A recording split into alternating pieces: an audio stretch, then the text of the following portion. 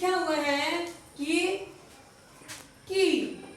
एक हर्षल ई वाली की है बेटा और एक दीर्घ ई की है। आप क्या करते हो, कहीं पे कोई सी का प्रयोग कर देते हो, कहीं पर कोई सी का, दोनों वर्तनी हमारी शुद्ध है। अब कौन सी की का प्रयोग कहाँ होगा, देखो एक बार ध्यान से। ये जो हर्षल ई वाली जो की है और दीर्घ ई की जो की है, ये बेटा दोनों योजक शब्द हैं। क्या शब्द हैं? योजक यानी जोड़ने वाले। क्या बेटा?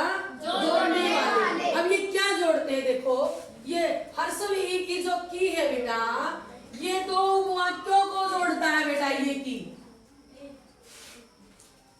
ये की दो उपवाक्यों को जोड़ती है, जो हमारा योजक शब्द है ये की। तो कैसे? जैसे मंजू ने कहा कि वह दिल्ली जाएगी, तो ये दो उपवाक्य है बेटा। मंजू ने कहा कि और वह दिल्ली जाएगी, इस किसने जोड़ दिया बेटा? की ने। हर्षल ई वाली की ने, यानी जिसको आप छोटी ई वाली की बोलते हो। जैसे आप प्रार्थना पत्र से लिखते हो, क्या लिखते हो? सविनय निवेदन यह है कि आज मुझे घर पर जरूरी काम है, ऐसे लिखते हो नहीं? यहाँ भी हमने दो वाक्यों को किसने जोड़ दिया बेटा? की। हर्षल ई वाली की ने। समझ आ गई बेटा? ये दो उपवाक्यों को जोड़ती है। क्या? हर्षल ई वाली की, छोटी ई वाली की जो है। ठीक है, अब आगे चले। आपने आपको बताया था कि ये भी योजक शब्द है, दीर्घ ई वाली की योजक शब्द है, लेकिन प्यारे विद्यार्थियों ये दो शब्दं को जोड़ती है।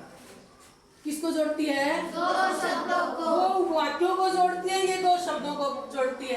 जैसे कमरे की चाबी, अब कमरे शब्द है, चाबी है, किसने जोड़ दिया? की ने। दो शब्दों को जोड़ दिया। आगे चलो। गीता की पेंसिल, किसने जोड़ दिया? की ने। दो शब्दों को जोड़ दिया। और अब बेटा क्या है, यानी ये दो वाक्यों को जोड़ती है, ये दो शब्दों को जोड़ती है। समझ गए नहीं आप इनका प्रयोग बेटा? तो लेकिन एक बात और ध्यान रखने की है बेटा, ये वाक्य के अंत में हमेशा की आएगी। कौन सी की?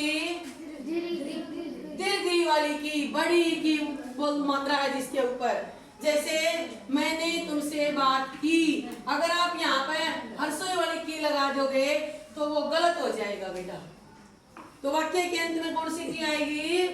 दीर्घ ई वाली की आएगी। समझ गए बेटा? और अब आपने क्या करना है, 10-10 इधर वाले ये वाक्य बनाने, इसकी के भी और इसके भी। 10 वाक्य इधर के बनाने हैं, 10 वाक्य इसकी के बनाने हैं। ठीक है बेटा, करो।